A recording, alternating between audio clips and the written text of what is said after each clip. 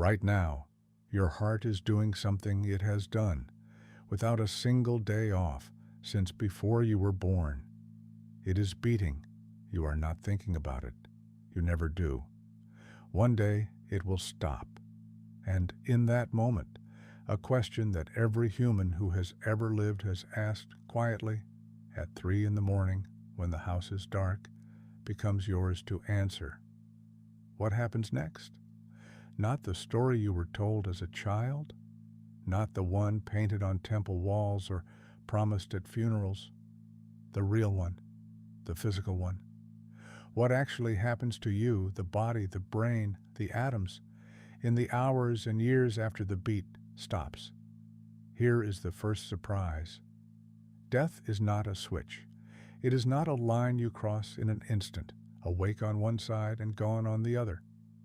Death is a process, a slow, strange, orderly process, and it takes far longer than you think. Because when your heart stops, your cells don't get the news right away. For a while, minutes, in some cases much longer, the individual cells of your body are still alive, still holding their tiny electrical charge, still in the only way a cell can, trying to keep going. You, the whole you, are gone, but the pieces haven't heard yet. Then, one by one, they begin to shut down. Starved of oxygen, each cell turns on itself. Its own enzymes, the tools it used to stay alive, begin to quietly take it apart from the inside. Scientists call this autolysis, self-digestion. Your body, with no drama at all, begins to unmake itself. Meanwhile, the surface changes. Your skin pales as blood stops flowing. Your body slowly cools toward the temperature of the room, about 1.5 degrees an hour. Blood settles with gravity, pooling into a deep purple wherever your body rests. Your muscles stiffen, starting in the small muscles of the face and neck, spreading over half a day, then, a day or two later, softening again, as if the body were slowly letting go of a held breath. And then something remarkable happens. You become an ecosystem. For your whole life, an entire universe of bacteria lived inside you, in your gut, on your skin, kept politely in check by your immune system. The moment that system powers down, they are free. And they get to work, spreading outward, breaking you down, releasing the gases and compounds that give death its unmistakable smell. To us, that sounds like horror. But step back, and it is something else entirely. Your body is not being destroyed. It is being returned. Every atom you borrowed to build a hand, a thought, a heartbeat is being handed back to the soil, to the insects, to the roots, to the next living things in line. In the ground, a body enriches the earth around it so richly that plants grow greener there for years. You were never taking from the world. You were only holding its material for a while. Death is the giving back. But that is your body. What about the part that feels like you? The light behind your eyes? What happens in the brain? For a long time, we assumed the answer was simple. The lights go out. The screen goes black. But in the last few years, science has caught the dying brain in the act, and what it saw was not darkness.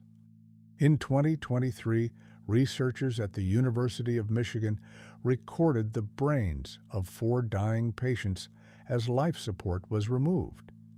In 2 of them, in the seconds around death, the brain did not fade. It flared. A surge of high-frequency gamma waves, the same fast, organized activity your brain produces during vivid thought, memory, and dreaming. And it lit up the exact region tied to how we build conscious experience. Let that land. Right at the edge, when the body was failing and the heart had stopped, some brains produced a burst of the most alive-looking activity we know how to measure. The honest scientists are careful here. These patients did not come back, so we cannot ask them what, if anything, they felt. But It hints at something extraordinary, that the end may not be a slow dimming, but a final, brilliant flash. And maybe, that is where the tunnel comes from. For as long as people have been resuscitated, they have come back with a story. And across cultures, across centuries, the story is eerily the same. A feeling of leaving the body, looking down, a tunnel, a light, a profound drowning peace, loved ones waiting, and a review, your whole life replaying, felt from the inside. Science has been quietly investigating this.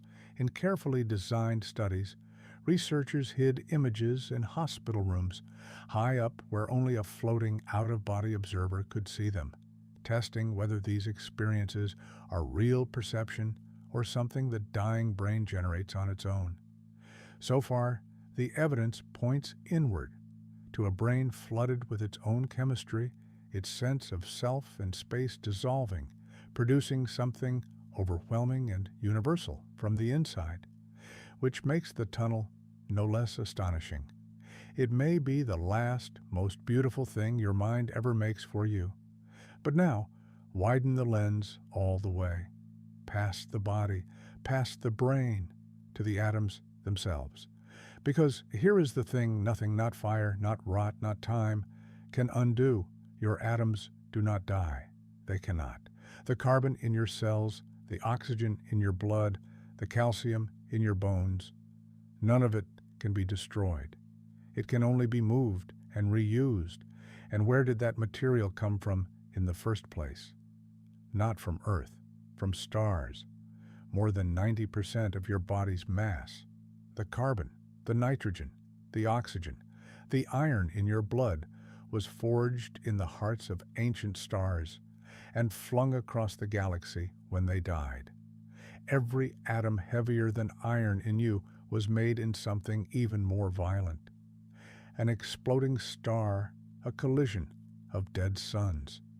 You are, quite literally, made of the remains of things that already died once, billions of years ago.